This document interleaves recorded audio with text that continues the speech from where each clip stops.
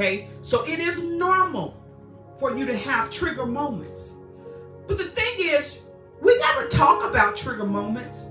We never talk about grief and how to get through it. You know, sometimes getting through grief might just be calling. I call you, somebody calls you, you call. It may be a phone call. You may not have nothing to say. You might just want to stay on the phone. Sometimes people just need you to be there. Sometimes people don't need you to say anything. They just need you to be present. I think that we get lost as Christians because sometimes we feel like we got to have the words. And I'm trying to talk on both sides of the fence. But you don't always have to have the words. Sometimes it's just being present. Just showing people that you're not in this alone. And God sent me here this morning to let you know on this Mother's Day weekend that you're not in this alone. Amen. Okay, so anyone that has impacted your life should leave residue. They should leave memories. They should leave thoughts. It is okay. I'm going to read the comment right quick. If you have a comment, go ahead and type it in the bar right quick. So, Sugar Willis, I needed to hear this at this moment, missing my child. And God strengthen you at the moment that you're missing your child. Keisha Thompson, God bless you. God bless you. God strengthen you at the moment that you're missing your mother. May God strengthen you. Strength. Grab those memories. Okay? So all the love that you have for that person will always be there. But highlight the love with the memories. Remember that they left you with a legacy. Or maybe they left you with a challenge to channel your feelings into your future and into your success. Don't let your love turn into bitterness. When you look in the mirror, that person lives in you. Every impartation, the smile in your cheek, the way that your eyes look, now you are becoming a part of that person. That person is becoming a part of you. You'll be carrying on the legacy and you won't even know it. You become the strength that they were. Now all you have to do is stir up the gift. Okay. So what if my feeling is not love? Because we do automatically assume that everyone, you know, has love and is crying. Some people, depends on what they go through during the course of their relationship or time with that person. Some people may be glad you're gone. So if you're not feeling grief or despair and you're feeling hurt, because some people have lost people that have abused them. Some people have lost people that have molested them. And say, how can a person lose a person if they live? That's stuff that happened in people's families. That's stuff that happened in relationships. Some people be glad that person gone. But if you don't watch it, your love will become a bitterness. And so you have to channel your emotions into becoming an overcomer. Those people who have dealt with mental abuse from a wife or from a husband that they've been with for years. Some of those people are relieved. I hate to say it, but I'm sorry. That's what the Lord told. Some people are relieved that those people are gone. But guess what? God said you got to be careful. Because forgiveness is essential to our progress in life. You can sit up and say, well, this person did me this, and this, and I'm glad they gone. I'm talking that I'm across every board today. If you don't forgive, if you don't learn to forgive, you will be held in a prison of your own by your own self. forgiveness is something that we must practice. I don't care how hard it is. You got to learn to forgive people. Forgive people for things that happened when you were a child. Forgive people for things that happened, in high school. Forgive people for things that happened in your young adult relationships. Forgiveness. Jesus said this: forgive us our debts as we forgive our debtors. The key word is as. So in order for us to receive forgiveness from God, we also have to give forgiveness. So it is an even exchange that when I forgive, I give, I receive. Okay? There are a lot of things that occur during the passing of a loved one. A lot of things. A lot of lifelong things that occur and come up. Sometimes families are torn apart during the passing of the strength, the backbone of the family. But the chief cornerstone is Jesus Christ. That's why we got to put Jesus Christ in our families. He is the foundation. So when mama is gone, I'm still strong because she pointed me to that man. When grandmama is gone, I'm still strong because she told me about a man from Galilee. So no matter what happens, and a lot of things happen in families, siblings fall out. People never see each other again after that one person is gone.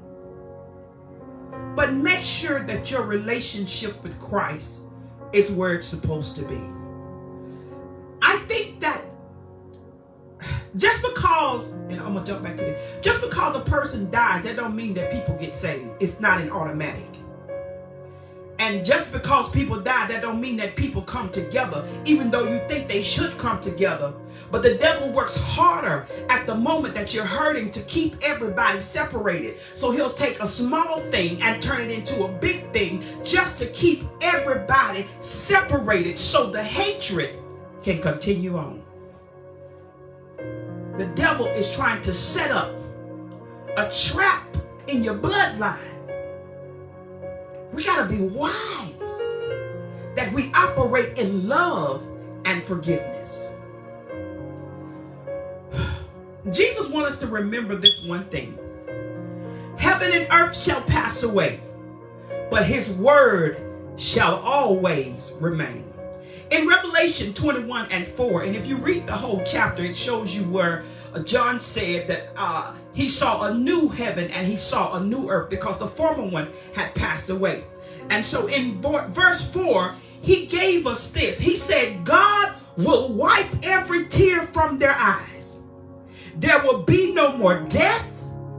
There will be no more mourning or crying or pain. For the old order of things have passed away. That is good news. God shall wipe every tear from your eye. That's what he sent me here to tell you, that he's going to wipe away your tears. There's going to be a place that you'll be happy, joyous, worshiping. No more tears. My cousins, they used to sing a song that says, there'll be no tears in glory, no crying or sorrow. All of God's children will be happy. There'll be no tears in heaven. Man, that's good news. But we got to get in the right position so we can get there. So until that day comes, talk to your loved ones about the things that matter. Number one, Jesus Christ. Number two, even though we don't want to talk about it, we should talk about death. Death is not the end. It is a new beginning. We're not going to live forever. Sorry to say that these bodies are not built to live forever.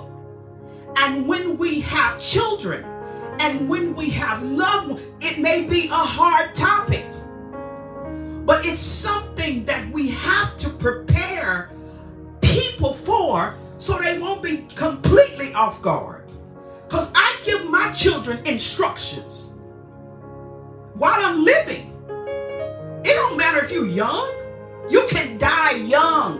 What are your children going to do when you die? They may be walking around with their head chopped off like they don't know what to do. But at some point, what you put in them, and I'm not talking about just a training up a child in the way they should go. I'm talking about, listen, when I die, I don't want no bunch of sad songs at my funeral. When I die, I need this to go this way. My life insurance policy is over here. My burial policy is over here. Talk to your children about your life insurance. Talk to your children about their history. Wouldn't it be a shame for you to die and your children don't know who your mother was, or what the name was, or who the father was, or the family history, or simple things like that? Talk to your children. Ensure them that they know where they come from, the lineage they come from. There's some stuff we need to talk about, simple as what's in our family line. There is sickle cell anemia in my family bloodline. My dad died from it. It's in me. If we don't let our children know things, they won't know. And so we have to be realistic. I believe this is what the Lord is telling me when we're dealing with grief, because we can never prepare for death, but we can make those that we love around us aware, and we can put them in a better position to deal with it, where there won't be GoFundMes, where they won't be waiting to bury somebody in the ground because waiting on this, waiting on that. Yes, it happens, and sometimes, we're struggling just to pay bills from one paycheck to the next. But I'm saying if God put it in your spirit, and even if you're on here today, then that means that God is putting it in your spirit. There's some stuff that you should get in line. You should show your children this, where this is at, have somebody that you're connected to, your friend, your sister, your son, have information available that may be needed if something happens and you pass away. I'm talking about putting people that are left here behind you in a better position to deal with your loss. The worst thing anybody can have to deal with in loss is financial stuff. I don't care if you want to be cremated, whatever your preference is, we still have to be considerate of the people that we're leaving behind to deal with our stuff. I've been even looking at all the stuff in my closet. I'm saying, Lord, let me live a long time so I can give half of this stuff away. We got too much junk, stuff that people will have to deal with when we're gone. But most of all, it'll be missing you. Let your family know what your desires are for them and their future, and how you want them to carry on in your absence.